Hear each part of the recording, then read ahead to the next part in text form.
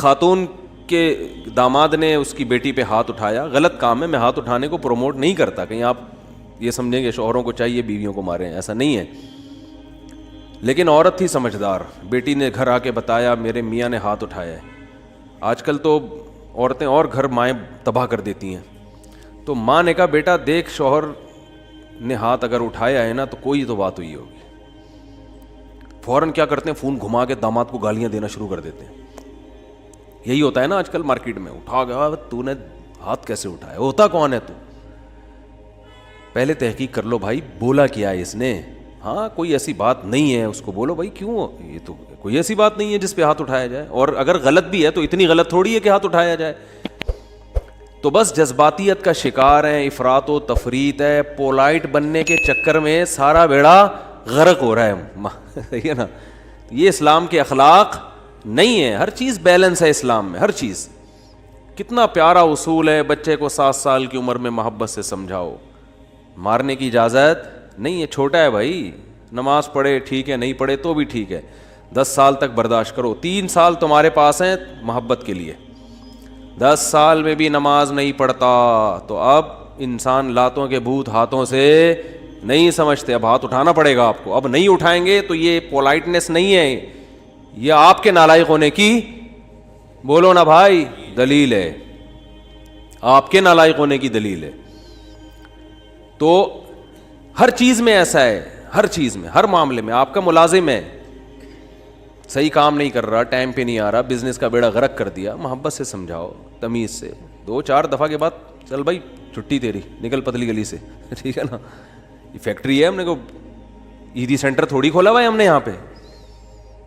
ہمارے ایک رشتے دار فیصل آباد میں, ان کی فیکٹری تھی کپڑے کی, مجھے لے گئے, ویسے مجھے شوق بھی ہے چیزیں دیکھنے کا, کیسے بن رہا ہے, کیا ہو رہا ہے. تو ملازم بڑے تمیز سے کام کر رہے ہیں. میں نے کہا پہلی دفعہ دیکھا ہے ملازم اتنی تمیز سے. انہوں نے کہا ٹھڈے مار مار کے ان کو انسان بنائے, ٹھڈے مار مار کے کیا بنائے. کہہ رہے بیٹھے رہے, کہتے تھے جب آتا تھا سو رہے ہوتے تھے, کام ہی نہیں کرتے. دہاڑی پہ تو ایسا ہی ہوتا ہے نا, کمیشن پہ کام ٹھکا ٹھک ہوتا ہے, دہاڑیوں پہ کام ایسا ہی ہوتا ہے. تو یہ نہیں ٹھڈے وڈے نہیں مارے, تمیز, اصل تو تمیز ہی ہے, لیکن تمیز کی بھی ایک کیا ہے میرے بھائی, حد ہے, حد ہے تمیز. تو مسلمان چونکہ ہماری زندگیوں میں بیلنس ہی نہیں ہے. اصل تو اخلاق ہی ہیں, یاد رکھو. اصل کیا ہے, یہ نہیں کہ اصل سختی ہے. اصل کیا ہے, جو کام اخلاق سے ہوتا ہے وہ سختی سے نہیں ہوتا. اسلام نے اصل تو اخلاق سکھائے. آپ صلی اللہ علیہ وسلم نے فرمایا قیامت کے دن میرے سب سے قریب وہ ہوگا احسنہم اخلاقا, جس کے اخلاق سب سے اچھے ہوں گے. گالیاں ٹھڈے یہ کوئی تہذیب نہیں ہے. مار دھاڑ, گھروں میں چیخو پکار, گالیاں دے رہے ہیں رشتہ داروں کو, گالیاں بلب کے رشتہ داروں کو. بھائی کہ لائٹ اگر جا رہی ہے تو گالیاں دینے سے لائٹ تھوڑی آ جائے گی, ٹھیک ہے نا. نہ بلب کے رشتہ داروں کو گالیاں دینے سے لائٹ آئے گی, نہ بلب کو گالیاں دینے. آپ کی زبان کیا ہو جائے گی, خراب ہو جائے گی. تو اصل تو اخلاق ہی ہیں. حضرت انس ابن مالک رضی اللہ تعالی عنہ نے 10 سال نبی کی خدمت کی ہے, بچے تھے.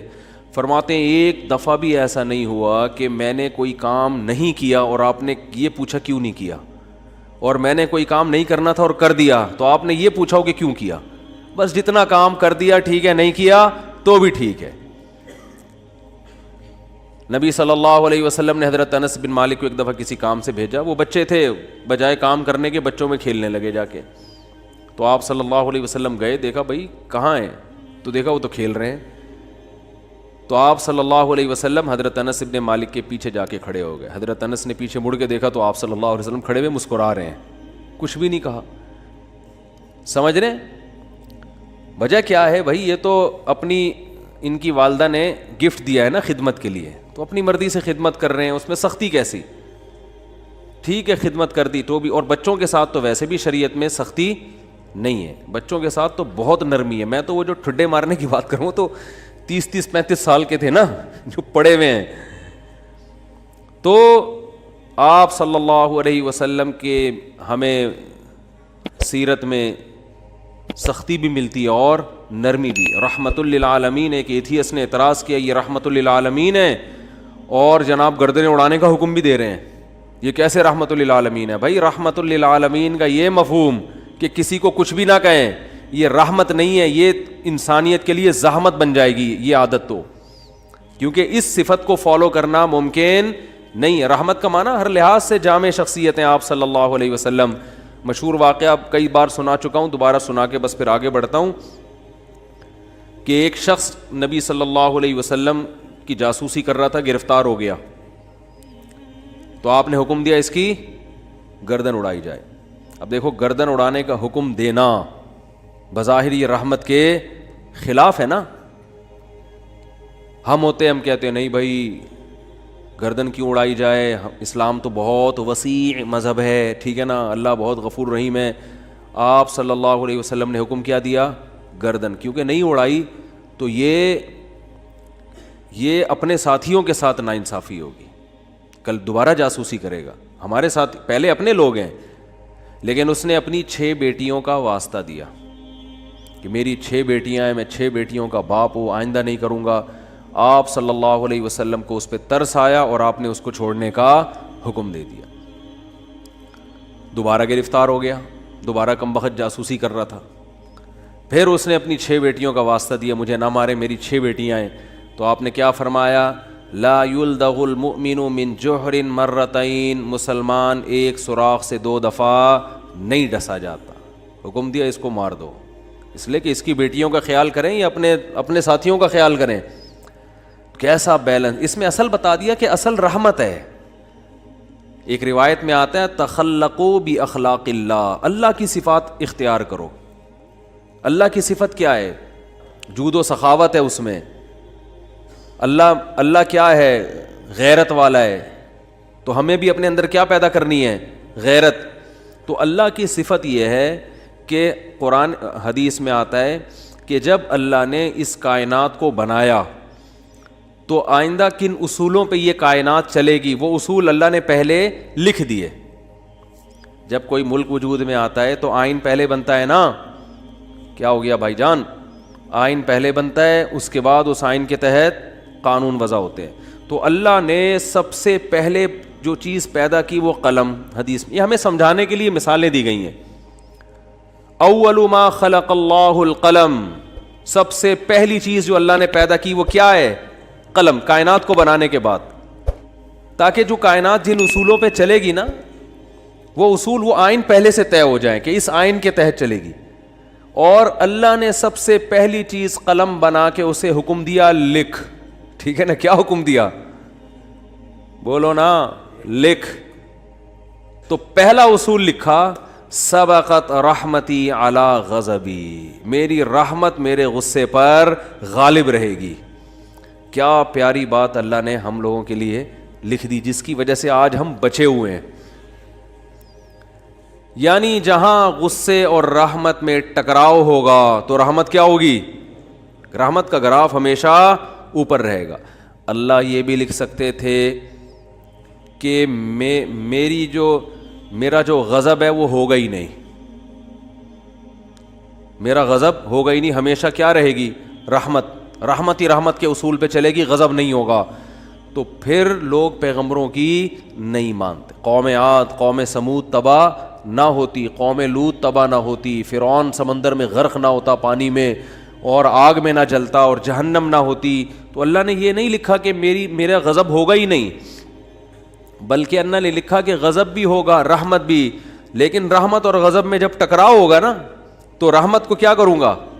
غالب کروں گا۔ جیسے کوئی گناہگار جب توبہ کرتا ہے تو اس کی توبہ کا تقاضا ہے کہ معاف کیا جائے، سابقہ گناہوں کا تقاضا ہے کہ معاف نہ کیا جائے۔ تو جب ٹکراؤ ہوگا تو رحمت کو اللہ کیا کر دیں گے؟ غالب کر دیں گے۔ رحمت کو اللہ ہمیشہ غالب کریں گے۔ تو یہی نبی صلی اللہ علیہ وسلم کی بھی صفت کہ جب رحمت اور غضب میں ٹکراؤ ہوتا تو آپ صلی اللہ علیہ وسلم کی صفت رحمت کیا ہوتی؟ ہمیشہ غالب ہوتی۔ اس کی بہت ساری مثالیں ہیں۔ مشرکین مکہ نے کتنا ستایا، جب مکہ فتح ہوا تو آپ نے فرمایا لا تثریب علیکم الیوم، سب کو معاف کر دیا، ضرورت نہیں ہے تلوار چلانے کی۔ بھائی اب ان کو قتل کر کے کیا ملے گا ہمیں؟ ضرورت نہیں ہے، جو اللہ نے ہمیں غلبہ دینا تھا وہ دے دیا ہے۔ تو نہیں تلوار چلائی آپ صلی اللہ علیہ وسلم نے۔ بلکہ مشرکین کے جو سردار تھے ان کو الگ سے عزت دی آپ صلی اللہ علیہ وسلم نے. لیکن جہاں یہ جو جاسوس پکڑا گیا تو اس میں بھی معافی مانگی, 6 بیٹیوں کا حوالہ دیا. جب 6 بیٹیوں کا حوالہ دیا تو بیٹیاں ہونا اس کی علامت ہے کہ باپ پہ کیا کیا جائے, رحم. بیٹیوں کا کون پوچھے گا بعد میں. جاسوس ہونا اس کا تقاضا کرتا ہے کہ گردن اڑائی جائے. تو یہاں بھی رحمت اور غضب کیا ہو رہے ہیں, بولو بھائی, ٹکرا رہے ہیں.